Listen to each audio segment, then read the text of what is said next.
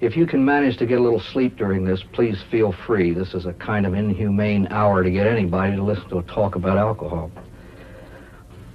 Every single one of you in this room has very, very definite attitudes toward every phase of alcohol. Toward alcoholics, toward alcoholism, even toward drinking, toward drunkenness. In fact, toward alcohol itself.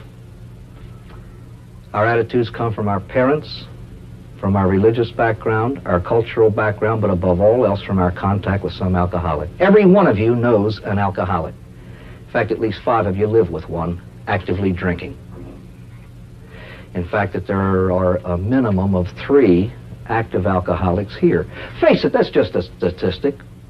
So many of us will die from cancer, so many of us will die from other things, so many of us will die in accidents. So many of us will die of alcoholism. A fact, it is the #1 health problem in the United States. Hugh Downs on the Today Show was the only other man besides myself who has ever had the nerve publicly to say that he firmly believes, as do I, that there are a minimum of 18 million alcoholics, every one of whom seriously affects a minimum of 6 other people. Good heavens, industry calls it the $1 billion hangover. But let's examine some of the background sources of our attitudes. We are all right here products of the so-called temperance movement that was born in the United States about a century ago. They went very quickly from temperance to abstinence. Because, you see, they went from a condemnation of alcoholism and alcoholics to the next very logical step, condemnation of drinking, and then those who drink. And then a kind of insanity. Intelligent people passed a moralistic judgment on an inanimate object. Alcohol is evil. And some of us were raised with that notion. This is very intimately wrapped up in our religious background. Orthodox Jews hardly know what you're talking about when you mention alcoholism. They are raised, 1, with proper attitudes, and 2, they do not tolerate drunkenness. You get drunk once as a Jew, and then you're accused of being drunk like a Gentile. Race. Let's take the Jews. They are raised almost from birth and have been for centuries on wine. The American Indian had no past cultural usage of alcohol. He was a sitting duck for alcoholism. We're all here old enough to remember the Saturday afternoon B movies. The chiefs called it firewater. The West was not one with the Winchester rifle. It was one with barrels of whiskey. It wasn't Bill Cody and Bat Masterson and Wyatt Earp and Wild Bill Hickok conquered the West. It was Jim Beam and I.W. Harper and Old Granddad and a few of those fellows. Let's take this aspect of it. Islam forbids the use of alcohol. American Mormonism forbids the use of alcohol. Of Arabians who drink, 1 out of 3 becomes an alcoholic, and of Mormons, 1 out of 2, because those who drink, drink with guilt. The attitudes in this country, good heavens. Go to a football or baseball game and watch the reactions to a drunk. There is no single reaction. Some people laugh nervously, others say, isn't that funny, etc., etc.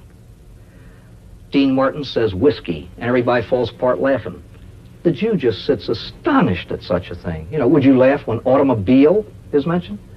But again, above all else, our attitudes are formed basically by our contact with some alcoholic. There's a nurse in Baltimore who has done about 12 years of work in emergency rooms. Her definition, which she gave at a seminar about 2 years ago, what's an alcoholic? Hers was this: an alcoholic is my uncle. No parents, she was raised by an aunt and uncle. The uncle was an alcoholic. He was also the world's worst. Wife beater, child beater, and so on. Significant was this: that's what she saw every time a sick alcoholic was wheeled in the emergency room. That's the way she treated him. Alcoholism is the oldest disease known to mankind. It is the most complex and the most devastating. It affects every single facet of the human person: body, mind, emotions, and soul. And it's the illness about which we know the least. Face it, ladies and gentlemen, what you know is what you see. And what you see is alcoholic behavior. And face it, it's obnoxious. What we don't see is what we don't see of an iceberg, what's hidden. Most of us are enamored of causes. With this in mind, and we waste billions on psychiatric treatment which is given and received at the wrong time. I'll discuss that a little later. But what happens is this: our reasoning says if he knows why he drinks, the problem will disappear. Now let me ask you this: any of you ever go to a dentist? Doctor, this tooth is killing. Tell me why it hurts. You don't. Get the drill. Get the drill. Make it stop hurting. You may indeed know the molecular structure of all the goop that goes into your mouth and the composition of enamel and pulp and dentin and everything else and the interaction of the two. So what? That does not make it stop hurting. And knowing why he drinks doesn't make an alcoholic stop drinking. After he has stopped properly, knowing why he drinks may keep him sober. But it has little or nothing to do with getting him that way. But again, I'm getting ahead of myself. Of the 18 million alcoholics in this country, there are about 500,000 sober ones. The fact, 1 out of 36 gets well, the other 35 die. They just die. So what we're here for this morning is to find out a little bit about alcohol, and then about alcoholism. And as was indicated, the information is not I can boast of it because it is not my own. It came from a little doctor who was himself a recovered alcoholic. He lost everything because of his drinking, beginning with his license to practice medicine. From there he went down. And he wound up in the gutter on Michigan Avenue in Detroit. But he got well, and he went back to the top of his profession with this difference. He dedicated the remaining years of his medical life to the treatment of alcoholic patients, and he treated over 6,000 of them. Now, this little man knew what he was talking about. And even though the problem is complex, the answers are very simple indeed. And I hope that just as I was, you will be impressed by the genius of this man's simplicity. I think that in this realm, our brains get in our way. I have noticed this personally in AA. I have met many people too smart to get sober. I've never met one too stupid to. Never. The trouble with the human animal is his brains get in his way often. Anyway, Doc Green used to begin at the beginning. The things we drink and why. It is important to know. The first thing that crosses human lips is water, and it is drunk to fulfill a need. Slakes thirst. It's drunk for the simplest of reasons. The second thing is milk, and it too is drunk to fulfill a need, the maintenance of health. You remember from your high school biology classes, the scientist classifies us as milk drinkers. That's what we're called in textbooks. We are mammals, from the Latin word mama, breast. the source of milk.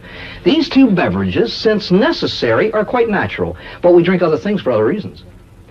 We're introduced, usually when we are young, because of a preference for sweetness in the taste buds that are very young, with something sweet. Soft drink, hot chocolate, cocoa, anything. And the reason, again, is a simple one. It's different from these two, but it is still simple. Did you ever notice that most professions or disciplines have their own jargon and vocabulary with which they try to dazzle the rest of the world with their intellectual footwork?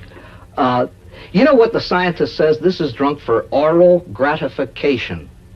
Now that's a 7-cent phrase. It means it tastes good. And that's exactly why it is drunk. It pleases a desire. It simply tastes good. Then we come to the first beverage. It contains a drug, coffee. And the drinking of coffee is learned. You know why we have to learn to drink it? It's not necessary and doesn't taste good. Well, why in the world do we learn to drink such a thing? Well, the first reason is the simplest of all, curiosity. The big people drink it and don't give us any. And when we get old enough to ask, we're told we can't have it. When we ask why, they say it's not good for you, so we want some. So somebody will take a little coffee, cut it with milk or cream, add a little sugar to make it somewhat pleasing to taste. Take a sip, you're doing just what the big people do. That's your first step out of infancy, is drinking a big people beverage. Custom dictates its use. Just as tea is drunk in other countries, coffee is drunk here. In fact, the coffee break is so customary that I think it's written into some labor contracts. And then there is this social aspect that is hardly definable, this business of conviviality. By the way, I hope you noticed I was talking while I was writing that word. Many people think that great achievements consist in degrees after your name or promotions and so on. I consider that a major achievement of my life. It took me 3 years to learn to do that, to keep the... Anyway, then we come to alcohol. The drinking of which is also learned. But to get to this conviviality thing, I skipped it. It's the coffee break. You are not thirsty. A sip of water takes care of that. But everybody else is sitting around, conversing and exchanging ideas, and so you have a cup of coffee too. There is a social aspect to the drinking of coffee at certain times. Alcohol is not necessary and doesn't taste good. We acquire a taste for it, just as we acquire a taste for raw oysters or olives or whatever. Some people drink until they die, never having acquired a taste for it. What are the reasons that are given for drinking alcohol? There are external and internal pressures, both of which are strong. The first is curiosity. Again, the big people drink it and don't give us any. We're told it's not good for us and so on and so forth. Somewhere along the line, somebody's going to take a little whiskey, cut it with water or ice, add a little sugar to sweeten it, a little garbage to color it, take a sip. We're doing just what the big people do. Now, ladies and gentlemen, I presume that most of us are fairly intelligent. We educate our kids to think this way. We do it with our sophisticated 20th century law. When you're 21, you can drink. That's why half of you here, and perhaps most of your kids, will sneak out of a prom to take a drink of beer or whiskey. They never dream of doing this with a Coke. We've educated them to think that way. It's the big people drink. It's the big shot thing to do. And that contributes to attitude. Custom dictates its use. Before men knew how to write, that's the way they made contracts. Your drink was binding, just as was a handshake, just as is a signature. It's customary to drink at births and deaths and weddings. We toast the bride in champagne. Wakes, holidays, celebrations, graduations, holy days, feast days, fast days, Sundays, Mondays, Tuesdays, Wednesdays. You can go right down the line. It's customary to drink. And conviviality, important, vastly important. And it's far more conducive to conviviality than all the coffee grown. Take a room full of, let's say, 75 people, and you don't know each other too well. Everybody's a little stiff, pardon the expression, and formal. Circulate a couple of gallons of martinis and stick your head in the same room about an hour or so later. Everybody is about as convivial as they can be. And they're quite at ease with each other. There's a biochemical reason why that is so, and we'll see it in a minute. Alcohol is drunk for escape. Now, forget all the background ins and outs of psychiatric reasoning. I'm talking about normal people with normal problems. You want to get away from them? Take 3.5, 4 martinis. The problems are still there, but they don't bother you now. And there's a biochemical reason why that is so. And for those who can take it, it's marvelous. Here in the United States, about 1 out of 8 will become alcoholic. The other 7 can drink until their death, enjoying it. In fact, Scripture refers to wine as the gift of God that gladdens the hearts of men. Tensions, frustrations, anxieties, jobs, husbands, wives, take 3 drinks and just settle back for a couple hours. It's wonderful. Pain is a reason given.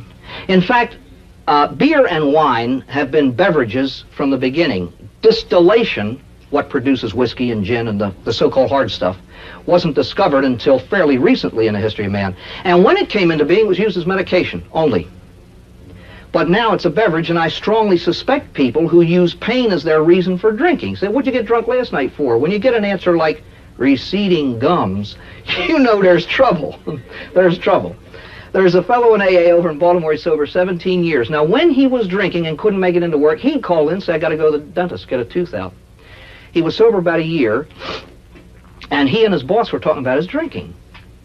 And the boss opened his desk drawer and pulled out a sheet of paper. He said, Ross, you know, when you were drinking, he said, you had 75 teeth extracted.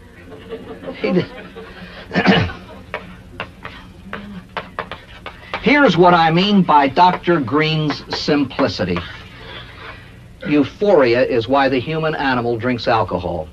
That's a 32-cent Greek word that means a sense of well-being. This is why you spend $2 for a cocktail. You could buy a case of orange for the same price. But that little old glass with 2 ounces of booze in it does what all the orange in the world can't do, makes you feel good. And here's where he used to argue by the hour, by the week, by the month, and by the year with his medical colleagues. The answer is just too simple to be true. I demand complexity. It isn't true at all. Now, why do you want to feel good? Now, you can fill psychiatric libraries, but that's why the human animal drinks alcohol. Now, fascinatingly enough, the chemistry of alcohol. Don't let this scare you. Alcohol is a chemical composed of carbon, oxygen, and hydrogen. I know no chemistry. I flunked it in college. I know that H2O is water and K9P comes from the south end of a dog, and that ends my knowledge of formula. Alcohol is not a food and has no food properties. There are no minerals, no vitamins, no proteins. In fact, the stomach can't digest it. The stomach digests what it's in. Beer, for example, is about 5-6% alcohol. The rest of it is food stuff, but the alcohol itself is not digested. It's oxidized by the liver. But anyway, basically it's a solvent and one of the best in the world. It'll remove stains from tables, stomachs, bankrolls, marriages, jobs, friendships, and lives. It's the best. It's erroneously looked upon as a stimulant because of the wacky things people do when they drink it. I would guess that at least a fistful of you think alcohol stimulates because of what people do when they get a couple. But it isn't. It's an antiseptic. The nurse purifies arms or legs or wherever she wants to stick needles before she sticks the needle in. For centuries, it was the only anesthetic that mankind had. It's a poor one, and we'll see why. When wine was offered to Christ on the cross, it was meant as an act of simple human kindness. Cheap wine was standard equipment in the execution kits of the Romans who killed people by crucifixion. Basically, in its drinkable form, alcohol is a sedative drug, and alcoholism is addiction to it. Now, that's the whole morning in a sentence. Alcohol is a sedative drug, and alcoholism is addiction to it. I maintain firmly and strongly we know nothing of addiction. Nothing. The only thing we can do is describe it, and so, and treat it. But what it is, God knows. And usually he won't tell. All addiction is characterized by compulsive use of the addictive substance. And that's why the drinker that you know drinks the way he does. He doesn't will it. He drinks that way against his will. Would that he could handle it. That's his problem. He tries to handle it. He can't. Now, addiction is progressive, and once contracted, it progresses until death, even though you can stop or arrest the addiction. The addiction is still there, and it worsens when it is gone back to. Here, I think, is Dr. Green's genius. He does the obvious. He shows that alcohol is a sedative drug by comparing its action with that of an accepted anesthetic drug, ether, which, like all sedatives, interferes with the oxygen supply to the brain and puts it to sleep. The brain, as you know, is an organ composed of parts that control functions. I realize this is simplistic for any of you who may be connected with medicine, but this is the way it was presented to us. It's the way we understood it. It's the way I pass it on to you.